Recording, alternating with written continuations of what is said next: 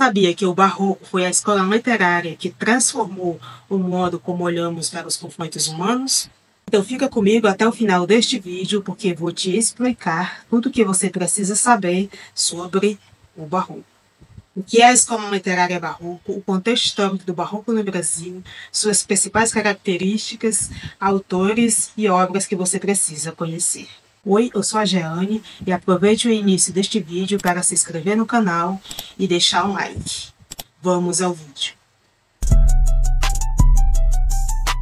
Continuando a nossa série sobre as escolas literárias brasileiras, hoje é a vez do Barroco. É a primeira escola literária do Brasil. A escola literária barroco surgiu no final do século XVI, quando o Renascimento começou a dar lugar a um mundo em que a humanidade estava dividida entre o espiritual e o material.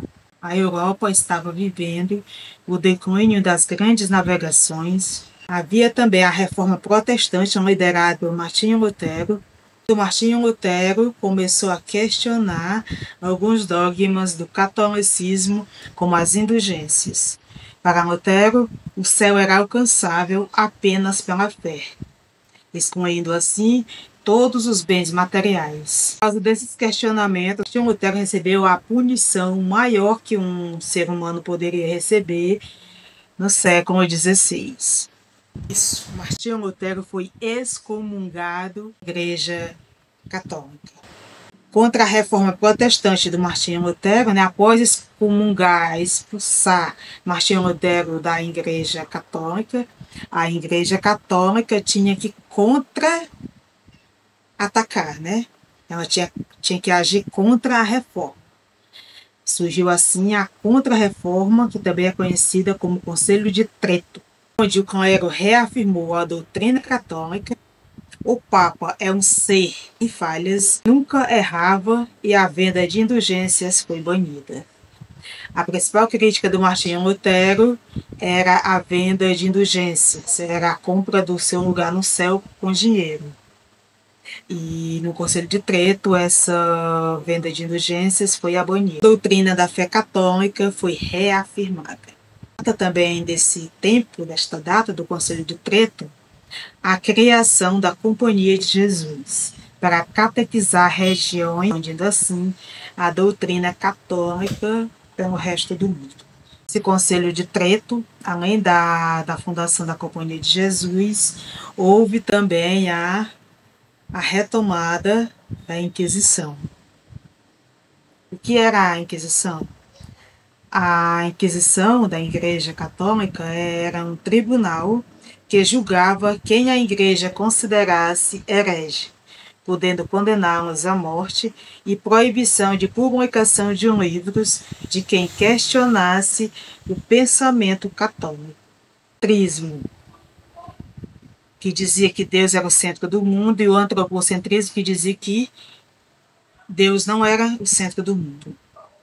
O teocentrismo versus o antropocentrismo teve como resultado, uma humanidade dividida com dúvidas, tendo que escolher entre duas verdades. Era como se as pessoas estivessem passando por uma crise de identidade. Sigo Deus? Sigo a fé? Sigo a razão? O Barroco é uma escola literária marcada pela tensão, pelo dualismo, em que o homem, em que a humanidade precisava escolher. Havia uma oposição entre matéria e espírito, o bem e o mal, Deus e o diabo. A tensão dava-se pelo desejo do corpo versus devoção espiritual. Havia um conflito entre o corpo, alma e razão. A dúvida: eu acredito na Igreja Católica ou acredito nas ciências, que explicava tudo de forma racional? Essa tensão, essa dualidade, é que no Barroco não havia respostas prontas e inquestionáveis como nos séculos anteriores, que era onde a Igreja, e o rei, a Igreja e os poderosos, detinham o monopólio da verdade. E estes não podiam ser questionados. Que se questionasse, era excomungação, era prisão. Os autores barrocos viviam esse caldo de tensão, marcado intimamente pelas tensões destas mudanças, né? Tudo isso irá transparecer nos textos que virão cheios de metáforas, antíteses e hipérboles. O barroco aconteceu em várias artes, não só na literatura, mas aconteceu nas artes plásticas, na música, na arquitetura. O vídeo desta série será a literatura.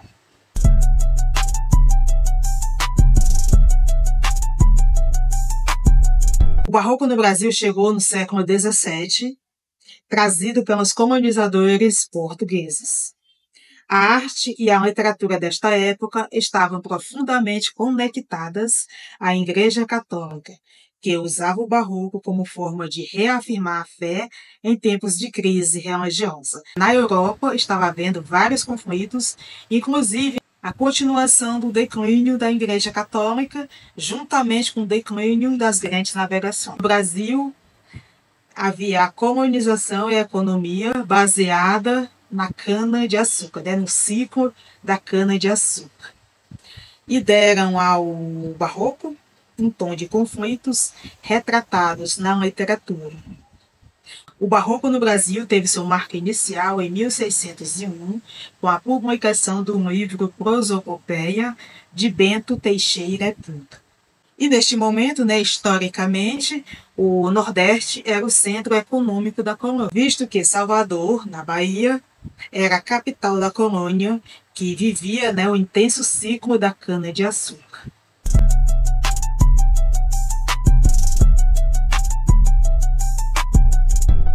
Os principais autores do barroco foi a Bahia que nos deu, que é o Gregório de Matos e o padre Antônio Vieira.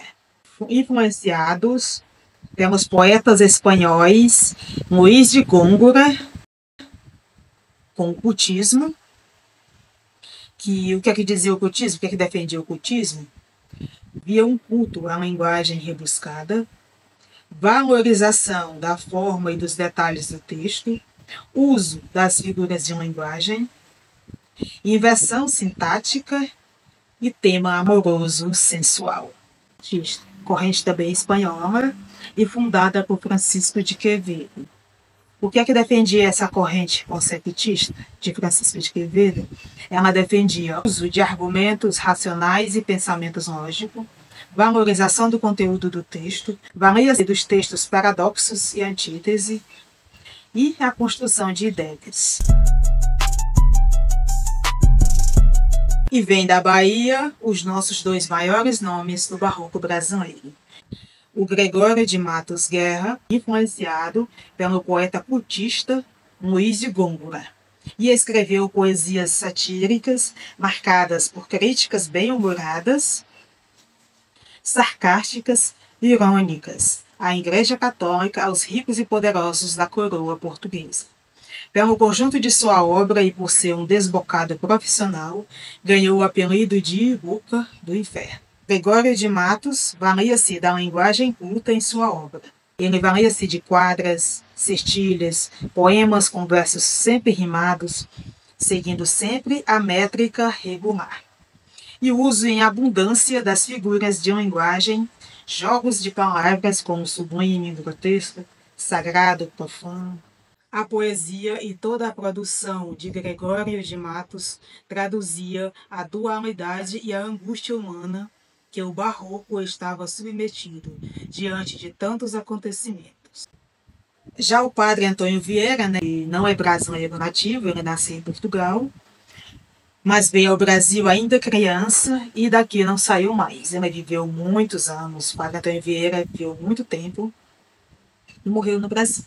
Fazia parte da Companhia de Jesus e catequizava e divulgava a fé católica aos índios com seus sermões, poesia e teatro. Ele seguiu a concepção literária espanhola chamada de conceptista, de Francisco de Quevedo. E seus sermões possuem um rebuscamento na linguagem e o uso de antítese.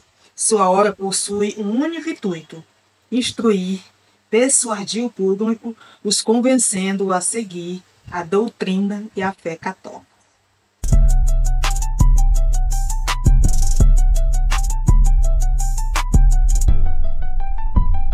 As principais características do Barroco no Brasil: o dualismo, ou seja, a constante tensão entre o mundo espiritual e o mundo material, o uso de antítese e paradoxos para representar os conflitos e as contradições humanas, exagero na ornamentação.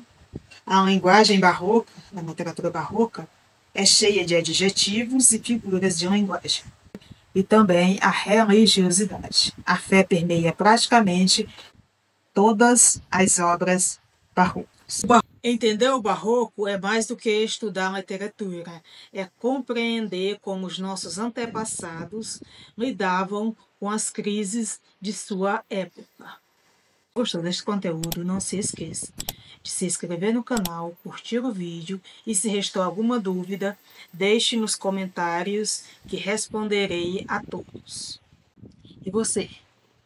Quer esse material com você em PDF?